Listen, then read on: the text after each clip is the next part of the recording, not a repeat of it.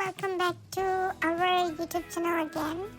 আজকে আমরা চলে আসছি আরেকটা ট্রিপ ভিডিও নিয়ে। সেটা হচ্ছে গিয়ে আমাদের 2 দিনের একটা ভ্যাকেশন। আমরা একটা ভিলেজে ঘুরতে গেছিলাম, যেটা আমাদের সিটি থেকে লাইক 3 আওয়ার্সের একটা ড্রাইভ ছিল। অ্যান্ড আউট অফ নোওয়্যার আমরা জাস্ট সাডেন প্ল্যান, লাইক একদিন 2 দিনের একটা প্ল্যানের মধ্যে চলে গেছিলাম লেক জর্জের এই ভিলেজটাতে। এটা ছিল আপস্টেটে, সিটি থেকে 3 আওয়ার্সের ড্রাইভ।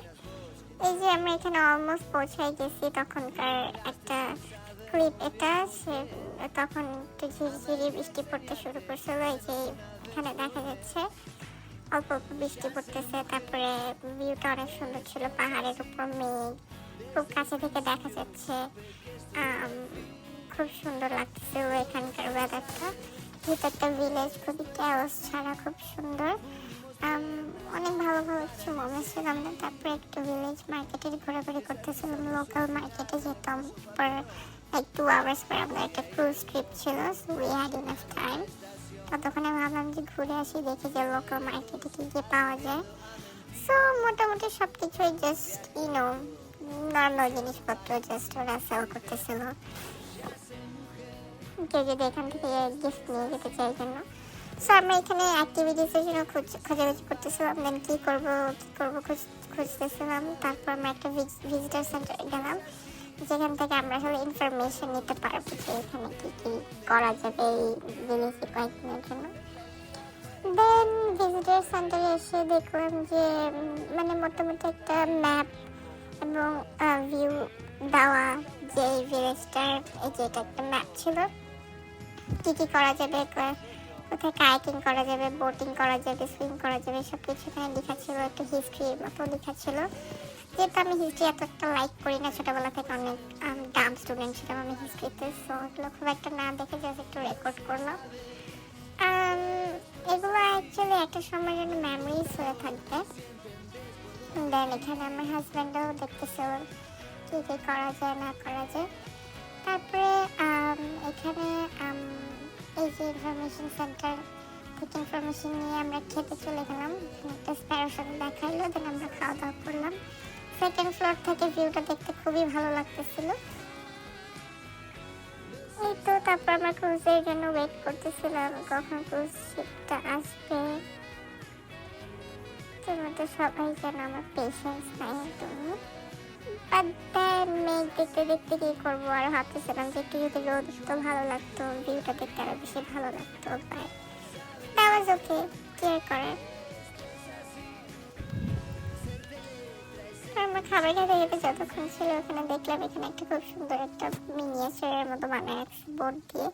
তারপরে একটা স্টিম বোর্ড দেখলাম, এই বোর্ডটা দিয়ে আমরা একটু পরে উঠবো, বাট এটা আমাদের আগের ট্রিপটা ছিল। স্টিম দিয়ে যায় বোর্ডটা, যেভাবে আগেকার যুগে হচ্ছে কি মানুষ বোট রাইড করতো আর কি। তারপরে একটু পরে আমাদের বোট চলে আসলো, আমরা উঠে গেলাম। ছিল ডেকের ফার্স্ট স্টেজটা। তারপরে আমরা চলে গেলাম উপরে। এই যে এখানে স্টিম হচ্ছে, স্টিমটা গায়ে লাগলে অনেক গরম লাগতেছিল, মনে হচ্ছিল যে ঝলসে যাচ্ছে, বাংলাদেশে চলে আসছে এরকম মনে হচ্ছিল। এত সুন্দর নিরিবিলি একটা পরিবেশ, দেখতে খুবই ভালো লাগতেছিল। আমার তো এটা দেখার পর মনে হচ্ছিল যে আমি আর ব্যাক করবো না, আমি এখানেই থেকে যাবো। এখানকার কিছু মানুষজনদের সাথে আমাদের এরকম পরিচয় হয়েছে যারা এখানে ঘুরতে আসছিল, হয়তো লাইফ টাইমের জন্য থেকে গেছে।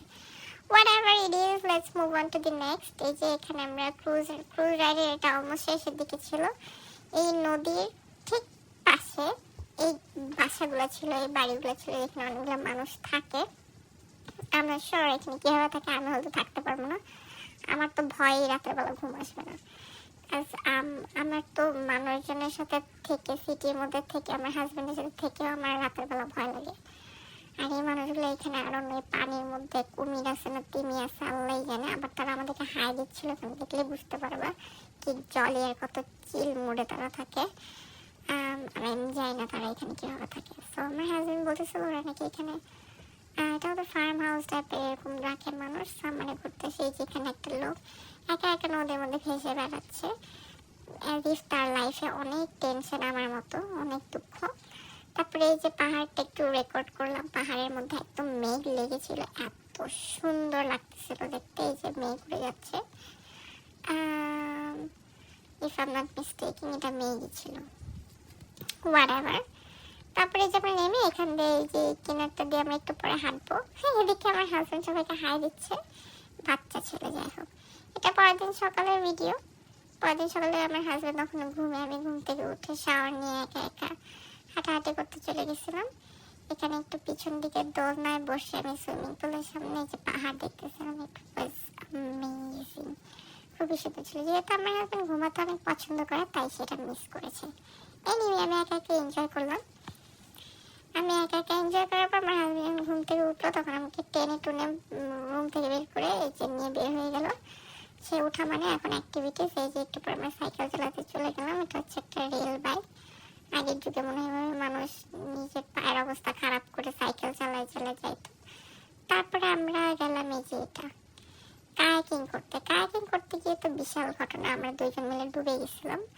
এই যে এখানে আমার হাজব্যান্ড কায়াক থেকে নামতেছে, জাম দিয়ে আবার উঠতে গেছে, উঠতে গিয়ে আমাকে সহসে ফালাই দিছে। তারপরে হচ্ছে গিয়ে পানির যে পুলিশ ছিল ওইখানকার, ওই পুলিশ আসার পর হুইসেল বাজানোর পরে ওরা এসে আমাকে এবং আমার হাজব্যান্ডকে টেনে উঠাইছে। এবং উঠানোর পরে আমার হাজব্যান্ড সবাইকে বলছে যে আমি সুইমিং করতে পারি না, তাই আমি আমার হাজব্যান্ডকে পানিতে ফালাই দিছি।